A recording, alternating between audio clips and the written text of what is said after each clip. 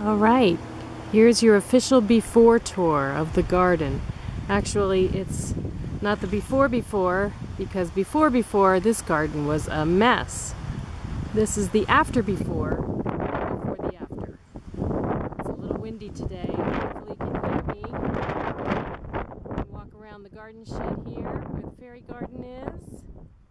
Fairy garden is almost done. Have a couple plants I want to stick in here yet, but almost done. To my ladder plantings, which are filling in nicely. Front of the garden shed, plantings there. In here,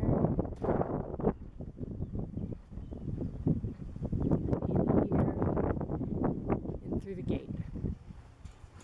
I'm going to give you a quick tour, as quick as I can. The boxes that you'll see in this garden are mostly made of cedar. There are a few boxes in the middle that I'll point out that carry just flowers, and those were made from pressure-treated lumber. Cedar did not work out as well as we had hoped. We were told that it should last about 30 years. However, old growth cedar lasts 30 years, and there is no old growth cedar left anymore. So we're stuck with new cedar, which does not last. So we still have a quandary as to what we're going to do to make permanent boxes here. As you can see, these front few boxes are filled with strawberries. What started out to be strawberries contained in boxes are now strawberries all over the place. In fact, between these two boxes are nothing but strawberries.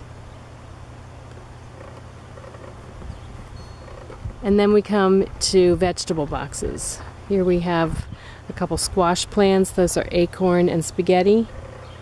Here we have a box that has spinach, radishes, arugula, more radishes, and sugar peas. Next box up we have cucumbers that will eventually grow on the trellis, eggplant. These are ground cherries. They're a sweet fruit that comes from a plant very similar to the tomatillo. In fact, it's in that family, but it's sweet. I make a jam with oranges with that. This is a box of summer squash, patty pan, yellow, and zucchini. These boxes in the middle are the ones that I had talked about that are nothing but flowers, and I plant them full of zinnias every year so that I have cutting beds. Then we move up to what used to be my old herb garden. However, it's been taken over by rhubarb and horseradish with some chives over here in the end. I need to work on this box yet. And of course, Minerva stands guard over all. A box of lettuce, garlic, onions in the next two boxes, and also some gourds that'll grow over this lattice.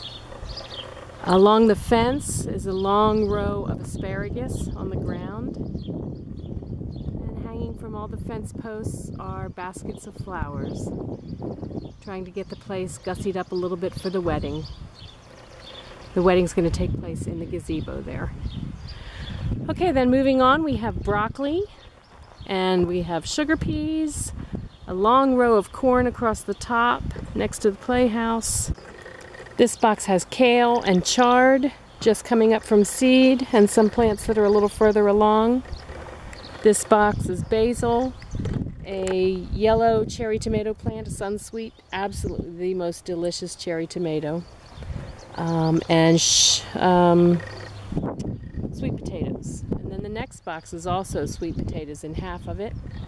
And then some spinach seeds, carrot seeds, and some kale planted in the rest of the box.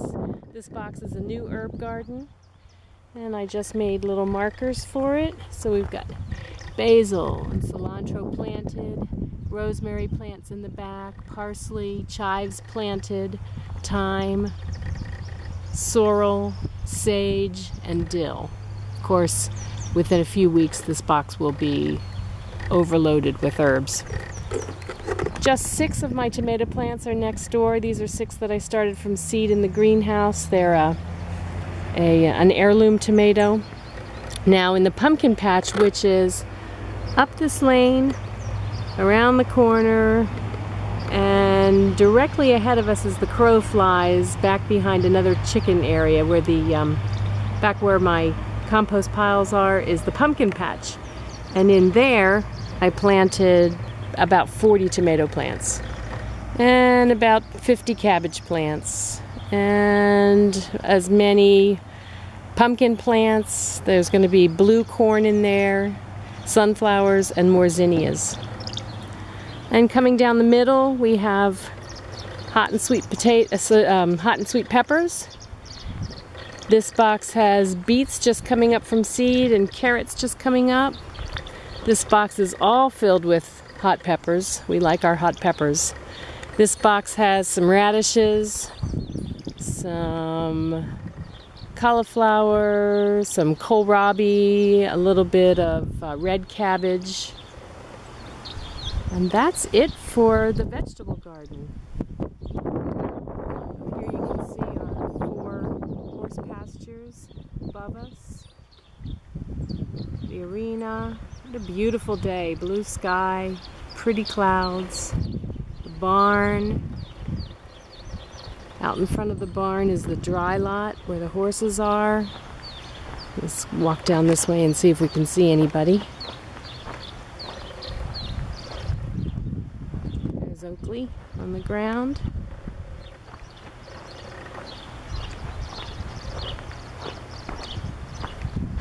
Oh, in this box, my little fairy box, I have planted hollyhocks and also morning glories. The morning glories will completely climb over this trellis, and then underneath the trellis hangs a birdhouse. So this is the before. You'll be amazed at the difference when we see the after. There's the dry lot where the horses are in the barn. Down this way, just beyond that run-in shed are where the pigs are, and beyond them are where the sheep are. This one grapevine here in the corner is enormous. It's one vine. It goes from over there to the middle and then all along this wall as well. You get a bazillion grapes off of that. So there you have it. That's my garden. This is where I've spent the last few weeks, day in and day out, sun up to sundown.